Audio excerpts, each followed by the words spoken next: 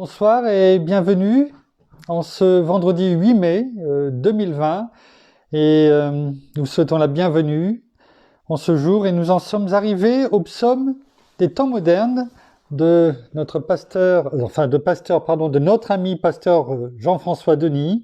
Nous en sommes arrivés au psaume 49 et sans plus tarder, nous allons prendre connaissance, même si j'ai un petit peu d'avance sur vous, heureusement. Et nous allons voir donc comment déjà il s'intitule. Il y a des moments. C'est court. Ça dépend, une fois c'est long, une fois c'est plus court. Il y a des moments. Il y a des moments où aucun mot n'arrive à exprimer l'ampleur de ma pensée. Il y a des moments où aucun mot n'arrive à dire. Alors pour moi, vaut mieux écrire. Il y a tous ces moments où je passe beaucoup de temps dans le silence à m'efforcer à entendre ta voix afin de marcher et avancer dans tout ce que tu as pour moi. Il y a des moments où je souhaiterais discerner ta volonté clairement plutôt que de tenter de décoder à travers ce mot silence toutes ces énigmes rimant avec interférence. Il y a des moments où le bruit et la distorsion amènent nos pensées captives dans cette confusion. C'est pourquoi je ne cesse de prier tous les jours avec émoi.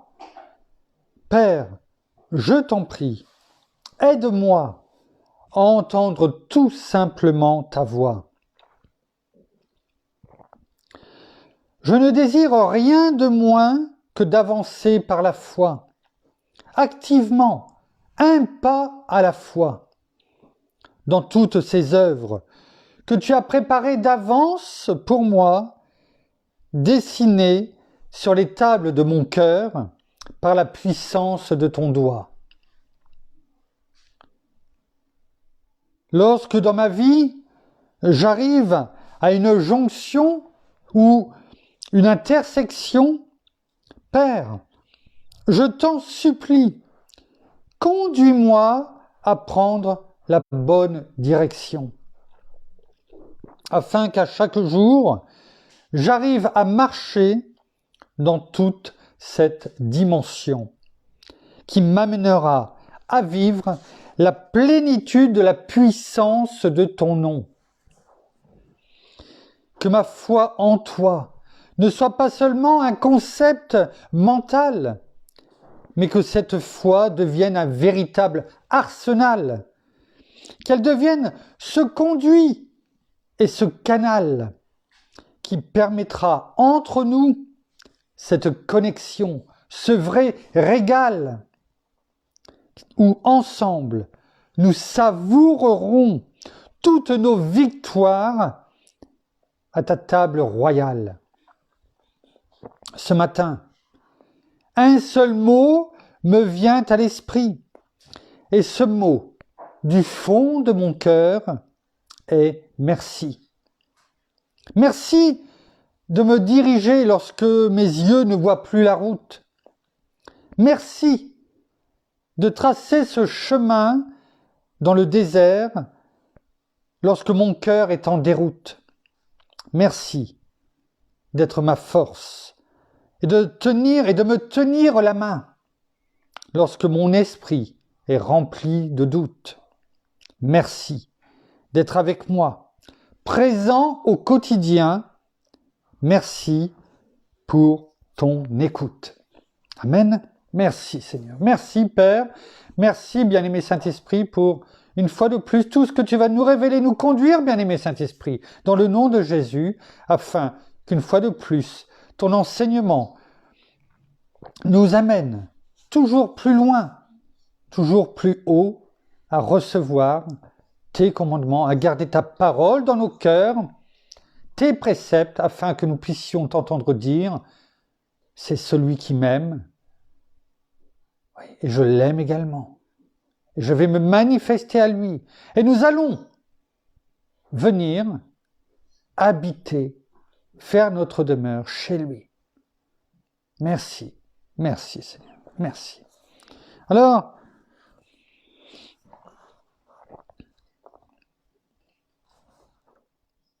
il y aurait rien que sur ce poème beaucoup de choses à dire, bien entendu, mais nous allons rester fidèles et je sais que pasteur Jean-François, c'est ce qu'il souhaiterait et ce qu'il souhaite de toute façon, c'est que ce soit un tremplin, que ces poèmes à chaque fois c'est un tremplin pour voir ce que la parole veut nous enseigner chaque jour. Alors il nous laisse une référence ce soir, c'est le psaume 139 et au verset 23 et 24. Alors nous allons sans tarder le lire. En revanche, je vais vous demander de me passer le portable là-bas, parce que je vais la lire également. Je vais lire cette référence également dans d'autres versions. Oui, merci. Je vais la lire également dans d'autres versions.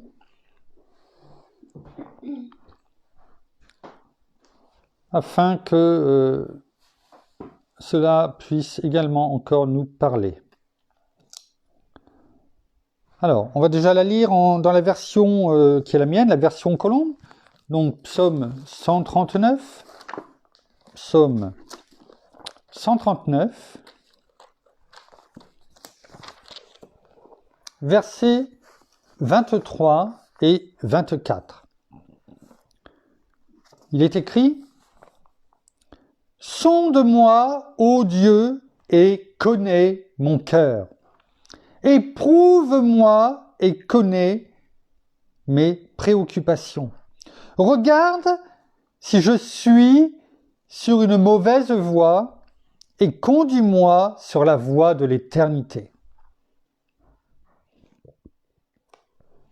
En introduction, avant de lire les autres versions, on peut dire que le psalmiste nous dit « Sonde-moi, ô Dieu, et connais mon cœur ».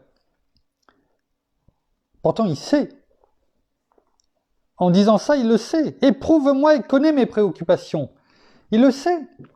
Il sait bien que l'Éternel, notre Père, notre Dieu, nous connaît parfaitement, nous connaît entièrement.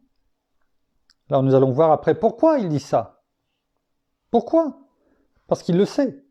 Alors, voyons ensemble dans d'autres versions, afin que nous comprenions peut-être quelquefois mieux les choses et comment elles ont été dites. Dans la version Colombe, c'est celle que je viens de dire, voyons la version Louis II 1910, donc pas la nouvelle, l'ancienne, 1910. Il est écrit « Sonde-moi, ô Dieu, et connais mon cœur, éprouve-moi et connais mes pensées. Regarde, si je suis sur une mauvaise voie, et conduis-moi sur la voie de l'éternité. » Dans la Bible en français courant, peut-être celle que vous avez, ou en tout cas qui se rapproche très très sensiblement de celle que vous avez entre les mains, il est écrit « Ô Dieu, regarde jusqu'au fond de mon cœur et sache tout de moi. Mets-moi à l'épreuve. Reconnais mes préoccupations profondes. Vois bien que je n'ai pas adoré de faux dieux et conduis-moi sur le chemin qui a toujours été le tien. » Dans cette version, il y a deux choses. Dans le verset 23, il est dit « Regarde jusqu'au fond de mon cœur ». Pas « regarde-moi mon cœur », non, jusqu'au fond de mon cœur. Il est dit que, dans la parole, que le bien-aimé Saint-Esprit, l'Esprit de Dieu, sonde jusqu'aux profondeurs du cœur de Dieu. À combien plus forte raison, lorsque le psalmiste demande à Dieu de regarder jusqu'au fond de son cœur, donc de notre cœur à nous aussi aujourd'hui, eh bien, combien on est proche de ce qu'il demande ailleurs. C'est-à-dire, enfin de ce qui est dit ailleurs, c'est-à-dire que l'Esprit de Dieu sonde jusqu'aux profondeurs du cœur de Dieu. Donc à combien plus forte raison il peut le faire pour notre cœur à nous. Et au verset 24, il est dit, vois bien que je n'ai pas adoré de faux dieux. Vois bien, regarde bien que je n'ai pas adoré de faux dieux. Pourquoi il parle de faux dieux à cet endroit-là?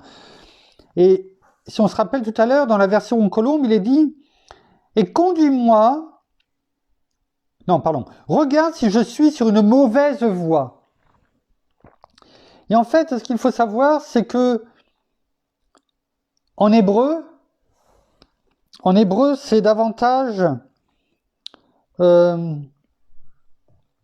cette traduction, enfin de dire cette mauvaise voie, c'est une voie de fatigue. Une voie de fatigue. Et en hébreu, le mot fatigue est un homonyme du mot idole. Alors c'est quoi un homonyme? Alors il y a l'homonyme, c'est quelque chose qui, à l'oreille, eh bien, c'est la même chose, mais l'écriture peut être différente. Un exemple, comte. Ça peut être le comte et la comtesse. Ça peut être aussi comte, le comte du verbe compter. 1, 2, 3, 4, 5. Ça peut être un conte. Un récit, un conte. Un conte, un récit. Un conte, ça peut être aussi le compte en banque. Voilà. Et pourtant, à l'oreille, c'est toujours la même chose. C'est compte. Hein? C'est ça aussi, donc, un homonyme. Mais ça peut être aussi un homographe. C'est-à-dire que ça s'écrit de la même façon en plus. Donc, alors, ça peut être à l'oreille différent, enfin, la même chose, mais écrit de façon différente, et donc forcément qu'il y a un sens différent, mais ça peut être un homonyme dans le sens homographe. C'est-à-dire qu'il s'écrit pareil, mais qui peut avoir des sens différents. Et là, on fait en même temps du français, de l'hébreu un peu, hein, et ça vient de l'hébreu Otseb, hein, Otseb, O-T-S-E-B, et c'est dans ce sens-là que là c'est pris. Mauvaise voie, voie de fatigue d'un côté, mais aussi idole. Et c'est pour ça que dans cette version, en français courant, il est dit, donc, vois bien que je n'ai pas adoré de faux dieux. On comprend mieux comme ça, hein, par l'explication. Il est bon de prendre quelquefois un peu de temps pour mieux comprendre la parole et de mieux comprendre quelquefois les sens. Je sais bien que vous n'allez pas forcément aller rechercher en hébreu, etc. Mais on est là pour cela, se laisser aussi guider par l'enseignement qui nous est donné. Dans la version Nouvelle Bible Second, cette fois-ci, il est écrit, versets toujours 23 et 24 du psaume 139, « Examine-moi à fond », vous voyez, on retrouve cette profondeur, hein, « Examine-moi à fond, ô Dieu, et connais mon cœur. Sonde-moi et connais mes préoccupations. » Tout ça, il le connaît, hein. Pourquoi il le demande? On va le voir. « Regarde si je suis sur une voie mauvaise et conduis-moi sur la voie de toujours, de l'éternité, de toujours. Toujours. »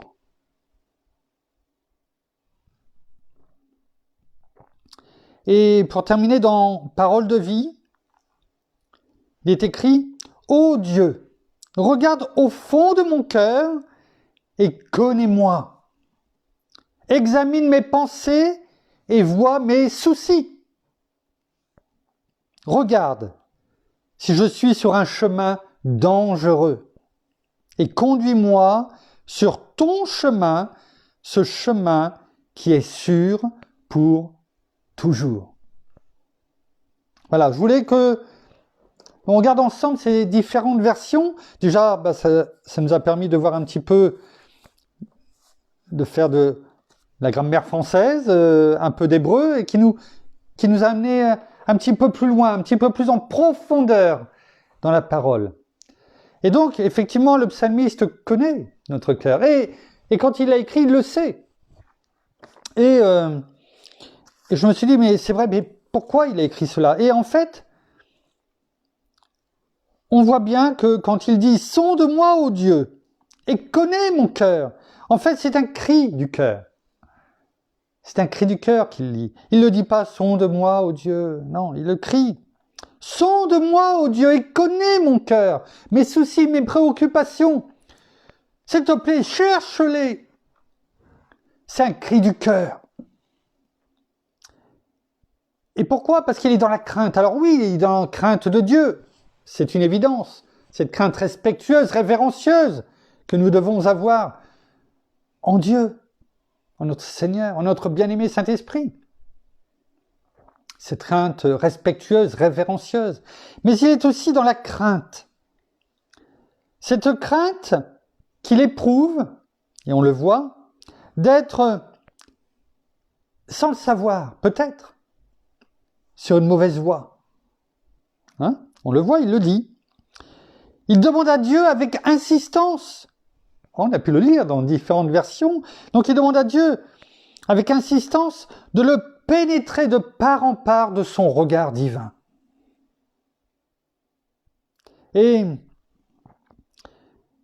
non seulement pour le délivrer, c'est une évidence, mais également, donc pour le délivrer bien sûr du mal, hein, parce qu'on a pu le voir hein, dans les versions, hein, notamment en parlant des idoles, qui est le mal, mais également afin de le conduire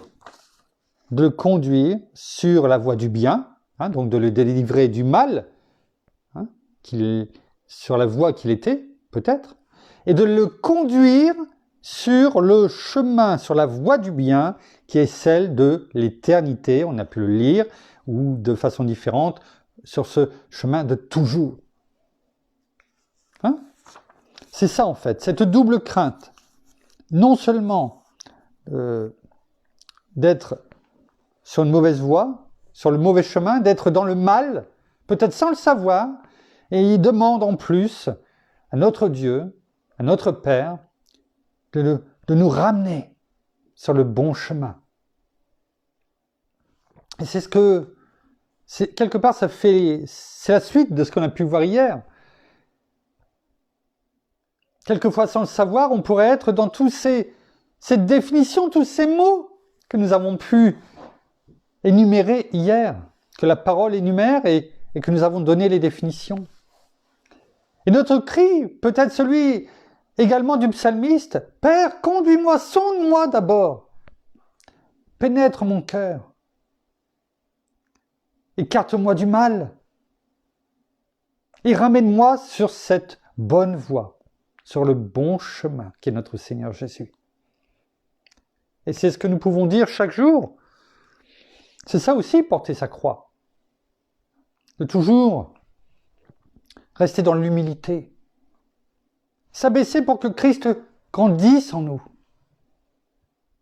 Et ne pas tomber dans l'orgueil, dans toutes ces qualités que nous avons pu énumérer hier. C'est important. C'est important de ne pas se croire sage à nos yeux. Car la parole le dit, celui qui se croit sage à ses propres yeux, eh bien, il y a plus de sagesse dans un insensé qu'en lui. Parce qu'on devient orgueilleux, entre autres. Hein? Je vous invite à aller réécouter tout ce qu'on a pu dire hier. Merci Seigneur, merci bien-aimé Saint-Esprit. Alors, on peut voir les choses en 3 parties ce soir. Premièrement, le sentier du péché.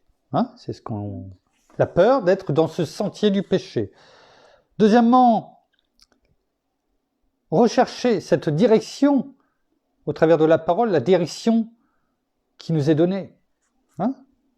Éprouve-moi, conduis-moi. Conduis-moi où? Dans cette 3e partie qui est le droit chemin. Alors 3 parties qui vont être relativement courtes, parce que le but c'est pas de... Je vais pas trop parler, enfin je vais essayer de pas trop parler ce soir, mais plutôt de déclarer et proclamer la parole afin que ça soit le complément de ce qu'on a pu voir hier. De s'être, en priant,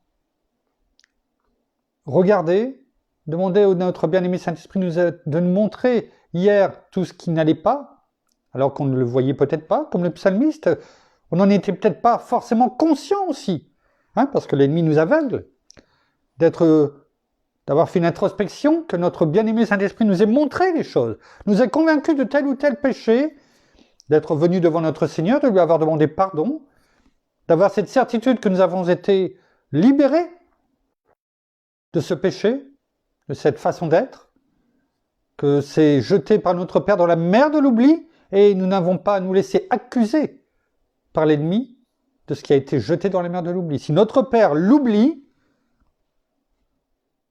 s'il y a une accusation, elle n'est pas vraie, elle n'est pas bonne. C'est l'ennemi qui essaie de vous accuser, et il n'y a donc plus de condamnation pour ceux qui sont en Christ Jésus, qui ont reçu en même temps ce pardon du péché, hein, car la loi de l'Esprit de vie en Christ Jésus m'a libéré de la loi du péché et de la mort. Donc un péché qui est jeté dans la mer de l'oubli, vous n'avez plus à être accusé, à vous laisser accuser par l'ennemi. D'accord?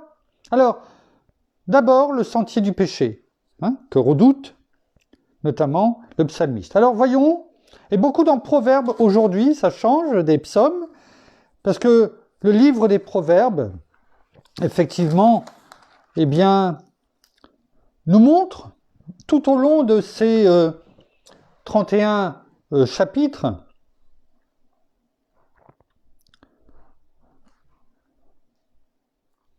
toutes les exhortations à vivre selon la sagesse. La sagesse non pas humaine, bien sûr, mais la sagesse divine.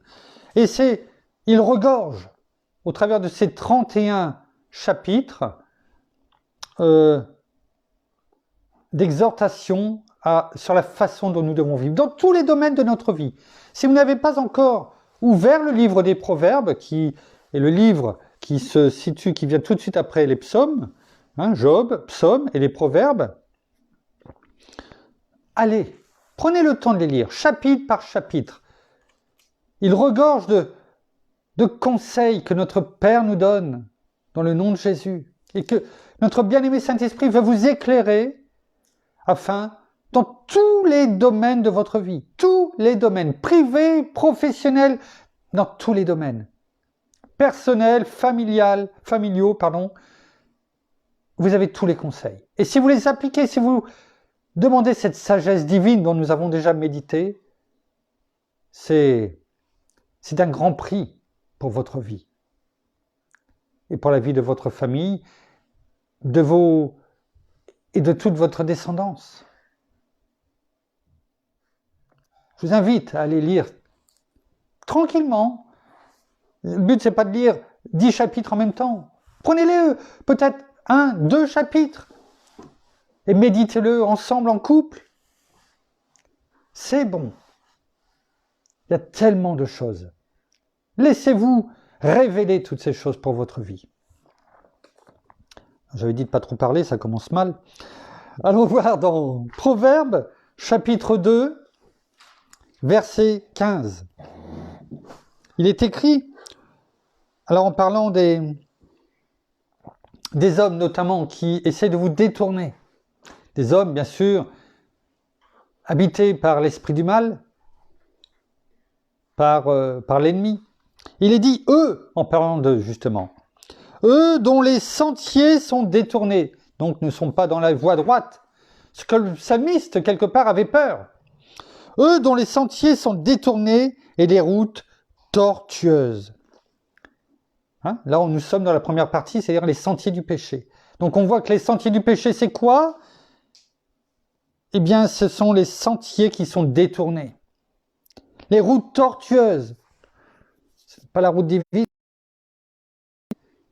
Voilà, ces détours. Ces routes tortueuses. On ne marche pas dans la voie droite.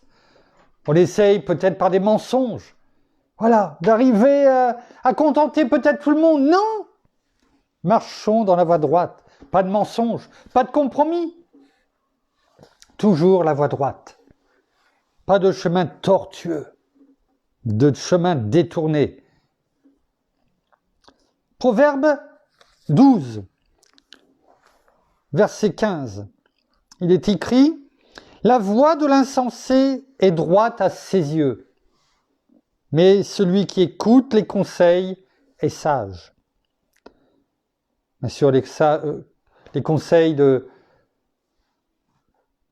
personnes peut-être dans l'Église, de personnes qui vous enseignent, de Dieu, de notre Seigneur, de notre bien-aimé Saint-Esprit, qui bien souvent nous amène à recevoir des bons conseils de sa part, de la part de notre Seigneur Jésus. Rappelez-vous, il est dit dans Jean 14, verset 26, le consolateur que le Père enverra en mon nom, le Saint-Esprit, c'est lui qui vous enseignera toutes choses et vous rappellera tout ce que j'ai à vous dire. C'est notre Seigneur Jésus qui parle. Notre Seigneur a tellement de choses à nous rappeler, à nous dire. Et notre bien-aimé Saint-Esprit est là en nous pour nous conseiller. C'est le consolateur, mais c'est également notre conseiller, notre enseignant, notre formateur, notre gouverneur. Et là, il est clair que la voie de la sensée est droite. Et là, on peut se dire, c'est super, à ses yeux. C'est-à-dire, à ses yeux. Parce qu'on peut penser, oui, c'est bien, mais à nos yeux, uniquement. Prenons conseil. Regardons ensemble si c'est droit ou pas. Proverbe 13, verset 15. Il est écrit, le bon sens procure la grâce, mais la voie des traîtres n'a pas de fin. Hier, on a parlé de la trahison, notamment. On a parlé hier de la trahison et dans sa définition. N'a pas de fin. C'est-à-dire, est constante. Ne change pas. Le grec dit, conduit à la perte.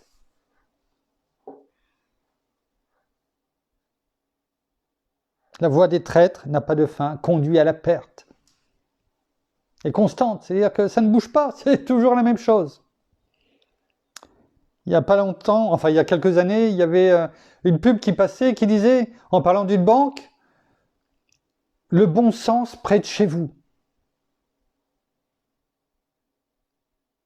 Parce qu'ils étaient tellement, c'est une banque qui était tellement proche de ses citoyens, concitoyens, qui avaient dans chaque village de France et de Navarre, ce qui n'est plus forcément le cas aujourd'hui. Mais c'était ça, le bon sens près de chez vous.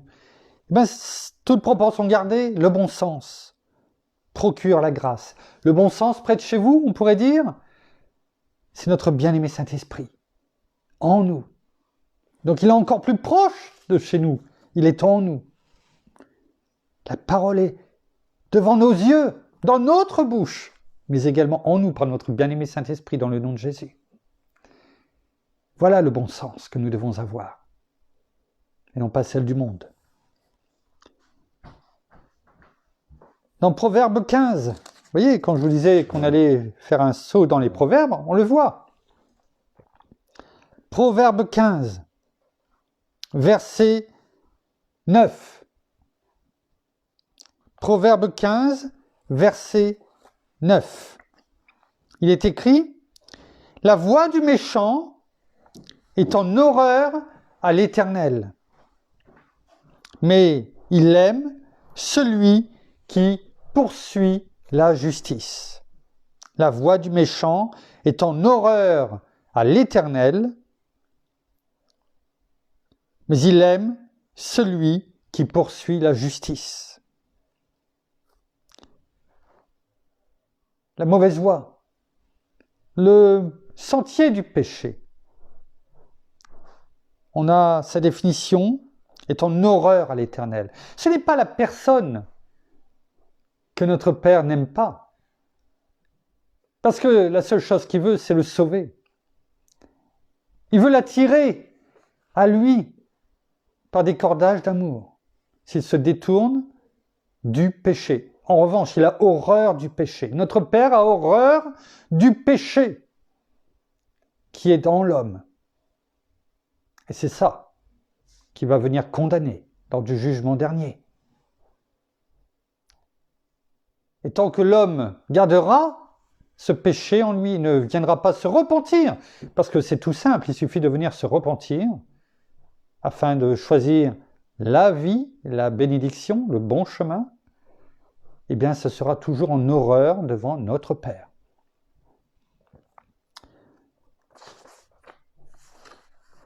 Ésaïe 59. Ésaïe 59, verset 8, et on pourrait même prendre le 7 en même temps. Et là, il parle Ésaïe parlait des crimes du peuple d'Israël, et donc là, on parle des personnes, le peuple d'Israël. Leurs pieds, au pluriel, courent au mal. Ils ont hâte de répandre le sang innocent. Leurs pensées sont des pensées d'injustice. Le ravage et la ruine sont sur leur route. Là, c'est le verset 7. On peut voir beaucoup des définitions des mots d'hier. Mots M-A-U-X également. Et mots M-O-T-S. Vous avez vu? On fait et on voit les homonymes. Verset 8. Ils ne connaissent pas le chemin de la paix. Ils ne connaissent pas le chemin de la paix. Il n'y a point de droit sur leurs traces. Ils se font des sentiers tortueux. Vous voyez, on y revient. Quiconque y marche ne connaît pas la paix. Ils ne connaissent pas le chemin de la paix. C'est-à-dire que s'ils ne connaissent pas le chemin de la paix, c'est qu'ils sont dans le chemin du malheur. Tortueux, on le voit, c'est écrit encore. Il n'y a point de droit sur leurs traces. C'est-à-dire c'est que du mensonge. Ils se font des sentiers tortueux, ils se font leur propre chemin. Leur chemin dans le mal. Avec tout ce qui y incombe, tous les maux d'hier. Voyons maintenant ce qui est dit dans Matthieu. Dans Matthieu, chapitre 7, verset 13, et on va mettre aussi le 14, il est écrit, et là c'est une règle d'or. C'est une règle d'or. Et c'est notre Seigneur Jésus lui-même qui parle en disant, mettez-le en pratique. Mettez en pratique ce que je vous dis là. C'est une règle d'or. Une clé qui nous est donnée pour ouvrir dans notre vie, mais aussi dans le monde spirituel. Mettre en pratique la parole. Versets 13 et 14. Entrez par la porte étroite. C'est les deux chemins. Entrez par la porte étroite, par ce chemin étroit. Car large est la porte, c'est-à-dire le chemin, et spacieux le chemin qui mène à la perdition. Et il y en a beaucoup qui entrent par là. On a pu le voir hier, dans les définitions de toute cette liste de mots qui nous ont été donnés dans la parole. Chaque mot nous donnait en fait une mauvaise voie, un mauvais chemin, duquel il fallait s'écarter. Et là, la parole est claire. Notre Seigneur nous le dit. Entrez par la porte étroite, car large est la porte, et spacieux le chemin qui mène à la perdition. Et il y en a beaucoup qui entrent par là. Et il y en a beaucoup qui étaient dans toute cette liste de mots que nous avons pu étudier et donner les définitions hier. Et chacun, il est là. Beaucoup qui entrent par là. Volontairement, involontairement, et on doit les ramener dans le bon chemin, dans les bons chemins.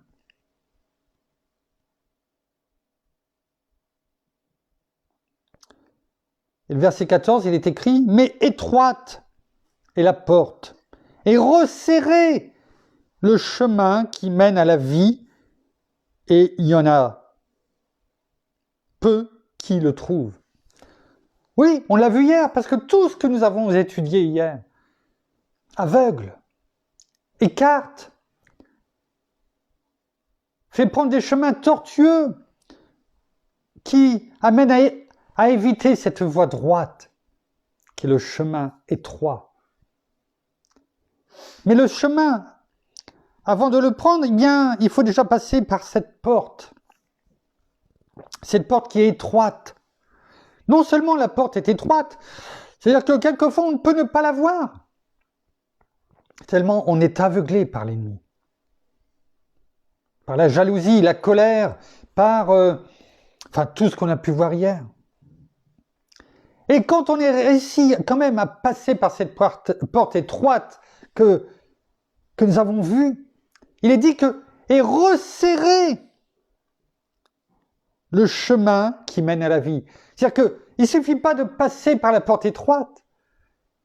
Il faut ensuite essayer de rester et de se concentrer à ne voir que droit devant le chemin parce qu'il est resserré. Et qu'on risque, si on ne fait pas attention, de tomber à droite ou à gauche et de retomber dans ces mots MAUX. Ces travers que l'ennemi va vouloir, au travers des pensées, vous savez, ce champ de bataille qui est la pensée, vous amener à tomber sur les côtés, parce qu'il sait que le chemin est resserré. C'est ça que notre Seigneur nous dit. Attention! Il était bon de prendre un peu de temps sur cette première partie qui est le sentier du péché, qui est le pont, je dirais, entre hier et aujourd'hui. Mais maintenant, nous allons rechercher la direction, cette direction que le psalmiste a crié, que nous avons vue. Retournons dans Psaume, dans le livre des Psaumes, au chapitre 5, tout au début donc. Psaume, chapitre 5.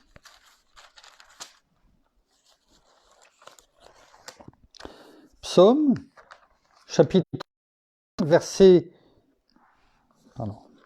Psaume, chapitre 5, au verset 9, il est écrit « Éternel ». C'est le psalmiste qui le dit. Psaume de David. David qui crie « Éternel, conduis-moi dans ta justice à cause de mes détracteurs ». De tous ceux qui lui en voulaient, qui médisaient, qui le maudissaient sûrement, tous ceux qui étaient contre lui. Conduis-moi dans ta justice, dans tes voies droites, à cause de mes détracteurs. Aplanis ta voie devant moi. Aplanis ta voie devant moi. C'est-à-dire le chemin que tu veux pour moi, aplanis-le, que je ne me laisse pas avoir par toutes ces personnes qui risquent de m'attirer à eux, oui, et puis tout ce bruit dont on lisait tout à l'heure dans le psaume 49, tout ce bruit, ce brouhaha, quelquefois, qui est là et qui nous empêche d'entendre ta voix, Père. Ta voix, Seigneur, ta voix, bien-aimé Saint-Esprit. Ton enseignement. Aplanis ta voix devant moi, afin que mes yeux ne regardent que devant toi, et que mes oreilles n'entendent que ta voix. Dans ce silence où tu me parles, qui est ô combien merveilleux. Voilà la direction que l'on doit rechercher. Et cette direction recherchée, on doit, comme le psalmiste, il ne faut pas avoir peur, le matin, notez-le sur un cahier. Et je vous dis franchement, c'est ce que je vais faire. Et il est bon, quand on est dans son moment de prière, quand on est seul, dans notre endroit secret, dans notre chambre, synonyme d'endroit secret, et que l'on vient parler à notre Père. Il peut être bon de lui dire « Éternel, Père, conduis-moi dans ta justice à cause de mes détracteurs. Aplanis ta voie devant moi. » Sous-entendu, afin de me conduire là où tu veux que j'aille. Notez-le. Ce qui était vrai pour le roi David, vous le croyez que vous êtes au-dessus, que vous êtes gardé, que l'ennemi n'est pas le même. Restons humbles. Notons-le et venons déclarer et proclamer la parole, même si on ne le connaît pas par cœur, lisons-le. proclamer la parole éloigne l'ennemi. Et notre Père est heureux. Il se manifeste à nous. Psaume 25. Psaume 25, au verset 5. Il est écrit « Fais-moi cheminer dans ta vérité et instruis-moi, car tu es le Dieu de mon salut. En toi, j'espère tous les jours. »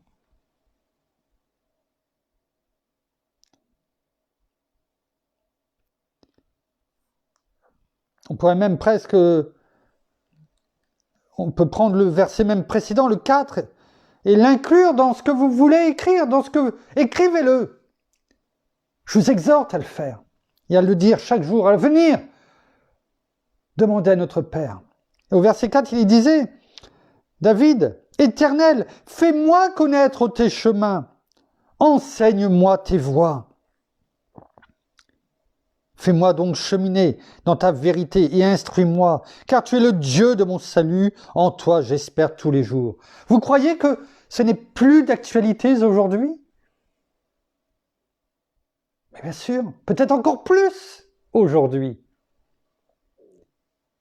Parce qu'on s'approche des temps de la fin, on en a parlé. Recherchons si on est toujours bien sur le bon chemin et demandons à notre Père, non seulement de nous faire connaître sa volonté à chaque jour, pour que nous puissions marcher pas à pas, comme on l'a lu tout à l'heure dans le psaume 49, des psaumes des temps modernes, qui nous enseigne ses voies, qui nous fasse cheminer dans sa vérité, dans la parole de vérité, car il est le Dieu de notre salut. Car il n'y a de salut en aucun autre nom que Jésus. Ne l'oublions pas. Et c'est cela aussi que nous devons, en le demandant chaque jour, eh bien nous serons cette lumière du monde et ce sel de la terre qui ne sera jamais fade. Parce que nous avons cette humilité de venir, de déclarer chaque jour. Et je voudrais franchement, c'est aujourd'hui, en faisant cette méditation, c'est pour moi une révélation en même temps que je vous parle. Et je vais le noter, pour moi-même en tout cas, et le déclarer, proclamer chaque jour.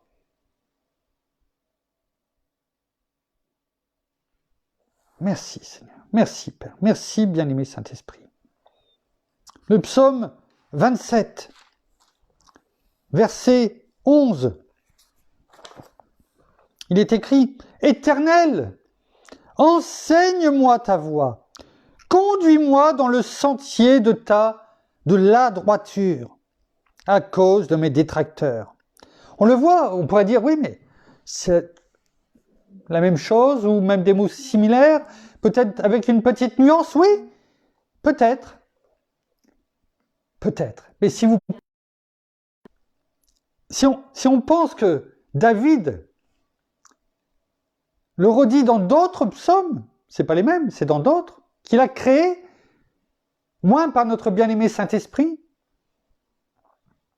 afin qu'il puisse figurer dans la parole, où il y a, je ne sais plus c'est qui disait qu'on aurait pu, avec tout ce que notre Seigneur a fait, mais aussi tout ce qui s'est passé depuis la Genèse.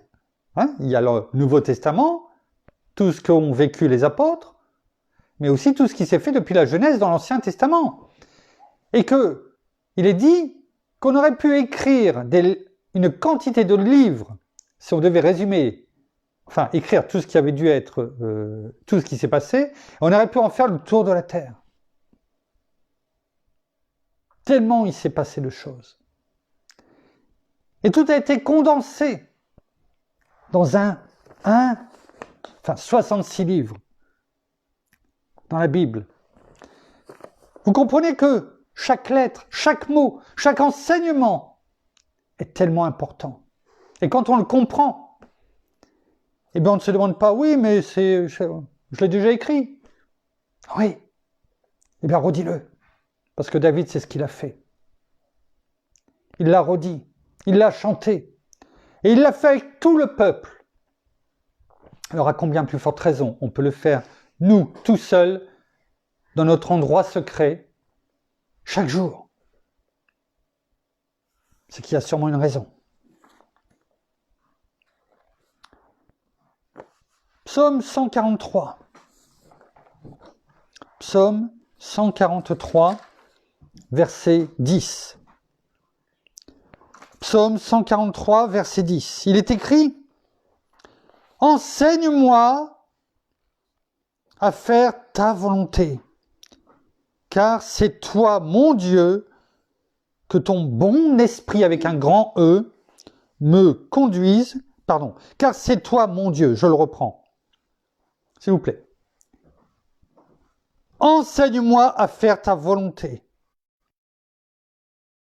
Toi, mon Dieu. Que ton bon esprit, avec un grand E, me conduise sur une terre aplanie. Donne-moi ta direction.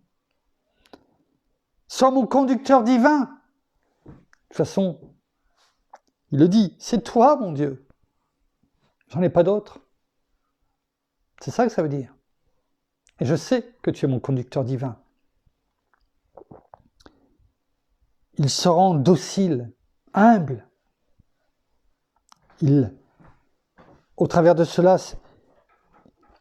il livre sa vie et il fait preuve d'une vie livrée. Oh, merci. Notez ces versets, proclamez-les. Nous allons maintenant cheminer, pour reprendre un des termes que nous venons de lire, dans la troisième et dernière partie, qui est beaucoup plus courte. Oh, je veux bien, s'il y a un petit peu d'eau, oui, merci, pour étancher la cheminée. Merci. La troisième et dernière partie, qui va être courte, il n'y a que 3 versets, qui nous montrent le droit chemin, en partie que l'on vient de voir, mais là c'était de demander à Dieu de nous montrer, rechercher le droit chemin. Et là maintenant, nous voyons le droit chemin. Commençons par Ésaïe. Ésaïe, chapitre 26. Ésaïe, chapitre 26. Ésaïe 26, verset 7. Avant, on va lire le verset 3 et 4 pour bien le comprendre, parce que quelquefois, prendre un verset sorti d'un... 3 et 4 avant. Oui, on va prendre le verset 3 et 4 pour mieux comprendre le verset 7, qui était la référence par rapport au thème, mais il est bon quelquefois, parce que quelquefois, sortir un verset d'un chapitre sans connaître le contexte, ça peut être aussi dangereux également, parce que l'ennemi peut l'utiliser afin de nous faire comprendre quelque chose d'autre, ou de faire exprès, d'où les fausses doctrines, en disant « Oui, mais Dieu a dit ». Oui, mais on le sort, comme on dit, on sort un verset d'un contexte pour en faire un prétexte. Non, on ne sort pas un verset d'un contexte, on le sort d'un contexte parce qu'on connaît le contexte et qu'on le comprend, ce verset. Mais pas pour remettre en cause ou dire « Si, Dieu a dit ». Non, la parole a dit. Il est écrit. C'est comme ça que Jésus a fait fuir Satan, malgré que lui aussi utilisait certains versets de la parole tombés. Rappelons-nous de cela. Donc chapitre 26 dans Ésaïe, il est écrit au verset 3 et 4, « À celui qui est ferme dans ses dispositions, tu assures la paix parce qu'il se confie en toi. » La paix est donnée 2 fois. La première par rapport à la première partie du verset, à celui qui est ferme dans ses dispositions, donc qui est confiant, qui a la pensée spirituelle, qui qui marche dans la droiture, eh bien, à celui-là, tu assures la paix. Et tout de suite derrière, c'est écrit la paix. Parce qu'il se confie en toi. Il est rappelé, en fait, la première partie. Et dans le 4e verset, il est écrit « Confiez-vous en l'Éternel pour toujours, car l'Éternel, de nouveau, est le rocher des siècles. » On voit que dans le verset 3 et 4, il est parlé de 2 fois de la paix. Mais pour ceux qui se confient. Et la confiance, la fermeté est rappelée aussi plusieurs fois en 2 versets. Donc, sois ferme, sois droit dans tes dispositions. Ne chancelle pas. Confie-toi à l'Éternel. Donc, il est bon de savoir ce verset 3 et 4 avant de lire le 7, parce qu'autrement, on ne comprendra pas le sentier qui est le droit chemin. Le sentier du juste est la droiture. Toi qui es droit, tu aplanis l'itinéraire du juste. Et c'est qui le juste? C'est celui qui est noté et qui fait les choses dans le verset 3 et 4. C'est pour ça que j'avais noté le 3 et le 4 parce que on pourrait croire, oui, je suis juste. Ah oui, tu es juste, sûrement. Parce que déjà, tu connais maintenant tout ce qu'il ne faut pas faire et on l'a dit hier. Je vous renvoie donc à hier. Mais aussi parce que le verset 3 et 4, eh bien, tu le connais. Et tu fais ce qu'il te dit. Et là, si tu fais ce qui est dit dans le verset 3 et 4 et ce que tu as déjà fait hier, alors oui, tu peux dire que le sentier du juste est la droiture. Tu comprends mieux ce qu'est la droiture à ce moment-là. Parce que sinon, tu vas dire quoi? Oui, je suis juste. Et puis, mes voies sont droites. Ah, mes voies sont droites. Et rappelez-vous, les voies sont toujours droites aux yeux de l'insensé. C'est ce qu'on a lu tout à l'heure. Donc, dans le chapitre 26 d'Ésaïe, versets 3, 4 et 7.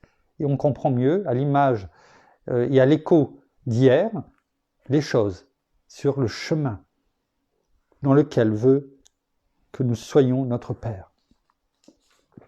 Et nous conduit notre Père.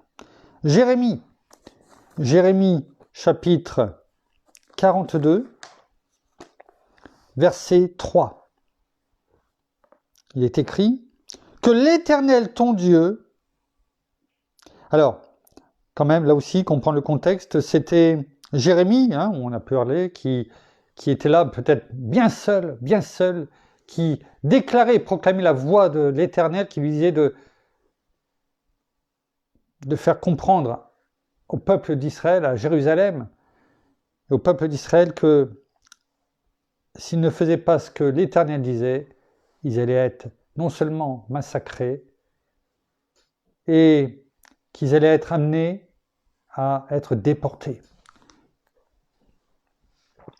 Ils n'ont pas écouté, et c'est ce qui est arrivé pendant des décennies.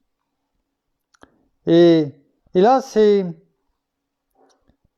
je dirais, les Juifs qui viennent demander à Jérémie, eh bien, demande à l'Éternel ce que l'on doit faire. Je vous laisserai le lire, chapitre 42 de Jérémie. Il est dit au verset 3 que l'Éternel ton Dieu, donc c'est les Juifs qui parlent, que l'Éternel ton Dieu nous révèle la voie que nous devons suivre et ce que nous avons à faire. Ne soyons pas comme ces Juifs qui ne savent plus, comme diraient certaines personnes dans le monde, vers quel saint se vouer. Et eux, c'était ces idoles. Ils ne savaient plus vers qui se tourner. Et en dernier recours, ils se tournent vers Jérémie, vers le Dieu de Jérémie, qui est normalement leur Dieu, qui les a fait sortir du chemin et de l'esclavage. Et il leur dit, demande à ton Dieu qu'il nous révèle la voie que nous devons suivre et ce que nous avons à faire. Alors, quelque part, on peut dire, c'est bien, mais c'est dommage d'en arriver là. D'arriver à cette extrémité où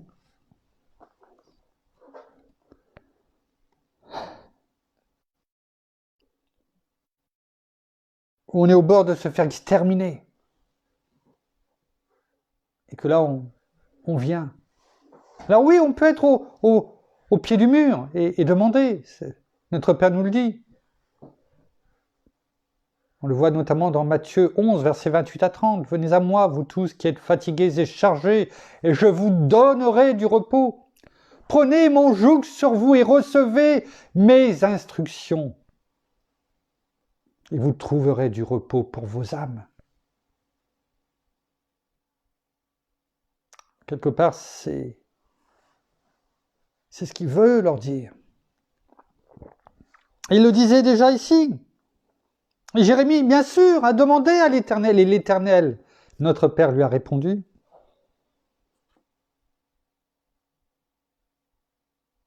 Je vous laisserai lire la réponse et ce qu'il leur a demandé.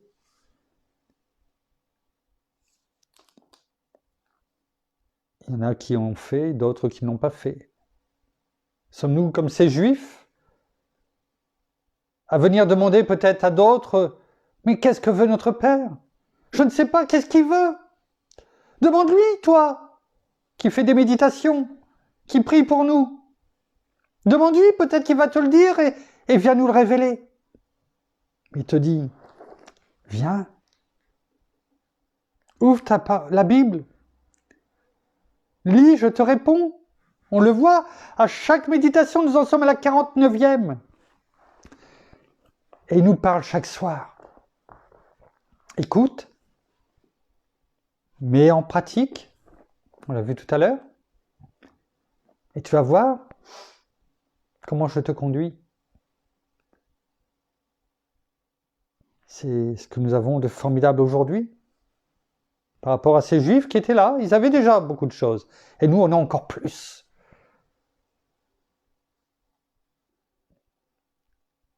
On a un trésor qui est formidable.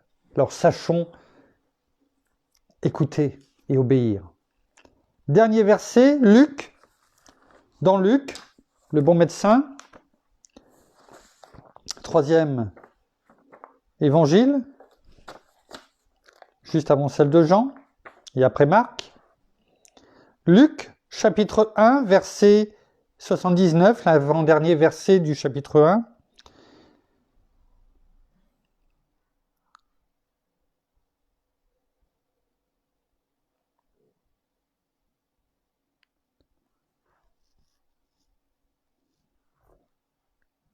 On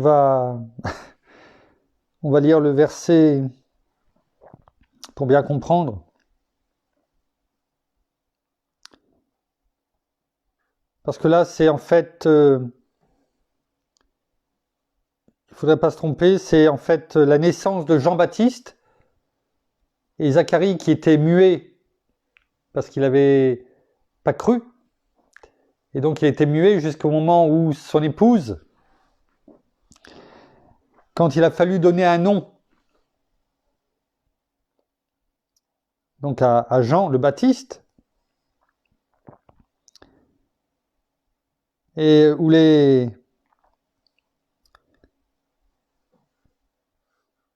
lorsque le peuple, enfin ceux qui étaient autour de lui sont venus 8 jours après la naissance de Jean le Baptiste, qui n'avait pas encore de prénom, qui sont venus pour le circoncire comme le voulait la coutume, et qui lui ont demandé, mais comment on va l'appeler, ce petit enfant? À la mère, parce que Zacharie avait été rendu muet par l'ange. Et l'ange de l'Éternel, et ils ont dit, on va l'appeler Zacharie, comme le nom de son père. Et la mère a répondu, non, il s'appellera Jean, parce que l'ange lui avait dit, tu l'appelleras Jean. Et ils étaient étonnés, mais il n'y a personne dans la famille qui s'appelle Jean. Il n'y en a pas. Et ils ont donné Enfin, Zacharie a demandé une ardoise. Et il a écrit, lui, le nom dont il voulait qu'on appelle son fils, et il a écrit Jean. Il a fait ainsi ce que il a répondu, il a obéi. C'est pour ça que je vous le dis, je prends un peu de temps juste pour vous le dire. Dans l'obéissance, il a obéi, il a écrit Jean, ils ont tous été stupéfaits, et à ce moment-là, il s'est mis à parler. Il n'était plus muet, parce qu'il a obéi, il a fait ce qu'on lui a dit. Et donc là, on parle dans ce chapitre-là de la naissance. Dans ces versets-là, on parle de la naissance de Jean le Baptiste, et en même temps de cette marque d'obéissance. Et une fois de plus, le miracle qui arrive quand on obéit. Quand on fait, la chose arrive. Et donc, pour illustrer ce verset 79, il est parlé de la grâce. Il est parlé que ce petit enfant sera appelé prophète du Très-Haut. En fait, c'est Zacharie le père qui prophétise sur son fils, qui va être Jean le Baptiste.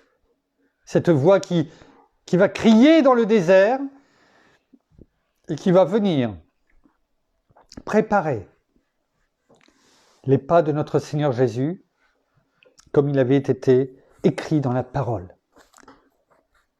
Et prêcher la repentance. Oui. Parce qu'il ne faut quand même pas oublier que c'est la première phase afin de passer des ténèbres à la lumière, ça passe par la repentance. Sans repentance, il n'y a pas de salut. Il n'y a pas de salut. Et donc c'est par grâce. Grâce à l'ardente miséricorde au verset 77, pour donner à son peuple la connaissance du salut par le pardon de ses péchés. C'est quoi? C'est la repentance. Quand on se repent de ses péchés. Vous voyez? Grâce, comment on a ce salut par le pardon de ses péchés? Grâce à l'ardente miséricorde de notre Dieu. C'est parce qu'il le veut bien. Et c'est par elle, par cette ardente miséricorde, cette grâce, que le soleil levant nous visitera d'en haut. Le soleil levant, quand le soleil se lève, ou quand le soleil se couche. Non, quand le soleil se lève. Et il est dit, quand le soleil se lève, il nous visitera d'en haut. Cette lumière qui vient nous visiter. C'est cela, c'est pas le soleil qui se lève. C'est celle qui est arrivée. C'est celle quand on se repent qui arrive et qui éclaire comme le soleil qui se lève petit à petit. Notre être tout entier. Cette lumière qui vient habiter en nous. Notre Seigneur Jésus. Par grâce, par cette ardente miséricorde que nous a donné notre Père en nous donnant son Fils unique, afin que nous ne périssions pas et que nous vivions. C'est pour cela qu'il est parlé de cette lumière, cette lumière, enfin ce soleil levant, donc qui part de la terre normalement, mais qui vient d'en haut. Il est bon de prendre un peu de temps et de comprendre la parole, et de ne pas le lire simplement pour dire « j'ai fait ma béa ». Pour éclairer ceux, et c'est le verset 79, pour éclairer ceux qui sont assis dans les ténèbres et dans l'ombre de la mort, et pour diriger nos pas dans le chemin de la paix. Voilà. Ce cheminement que nous avons fait ce soir par notre bien-aimé Saint-Esprit qui me permet d'enseigner, car sans lui, je n'aurai rien à vous dire. Ou que des choses humaines. Comment, au travers de ce cheminement que nous avons fait, nous sommes passés, au travers de la parole, du sentier du péché à ce chemin de vie. Il vous suffit de reprendre les versets, de les méditer, de venir les noter et crier chaque jour, en tout cas comme je vais le faire, d'être gardé sur ce bon chemin et que le regard de notre Père Tout-Puissant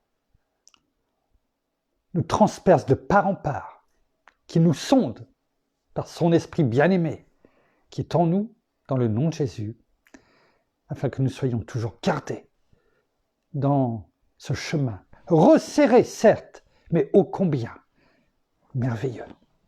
Gloire à toi, Père, gloire à toi, Seigneur, gloire à toi, bien-aimé Saint-Esprit. Nous terminons par la prière. Merci.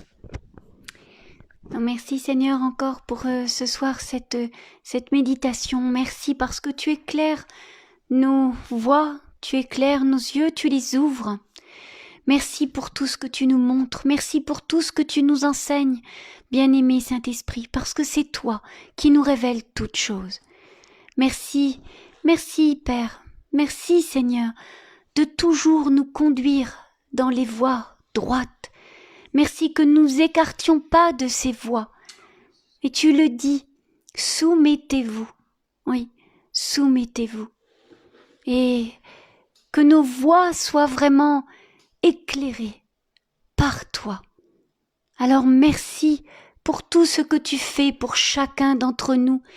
Merci que nous puissions avancer chaque jour avec toi dans le chemin que tu nous as tracé, dans les voies dans lesquelles nous ne devons pas nous écarter, afin de pouvoir entrer dans ce chemin, entrer dans cette porte qui est combien petite. Mais nous ne voulons de ce chemin large qu'est la perdition avec toutes ces choses du monde autour. Nous voulons vraiment vivre avec toi dans ce chemin, dans cette porte étroite, et ne pas nous en écarter. Non, nous voulons te suivre. Merci parce que tu es cette lumière, Seigneur Jésus, qui nous conduit chaque jour un peu plus vers notre Père. Merci pour toute ta patience, ta bonté, ta bienveillance. Merci de tout ce que tu nous donnes chaque jour, parce que nous pouvons encore te louer et t'honorer, te rendre gloire. Chaque jour, chaque soir, nous venons à toi, nous entendons ce que tu nous dis et nous voulons le mettre en pratique chaque jour dans nos vies. Nous voulons te louer, te glorifier pour tout. Que nous vivions chaque moment de nos vies avec toi, que nous sachions nous réjouir de toute cette joie, de tout ce bonheur, de tout ce que tu nous donnes dans la moindre des petites choses.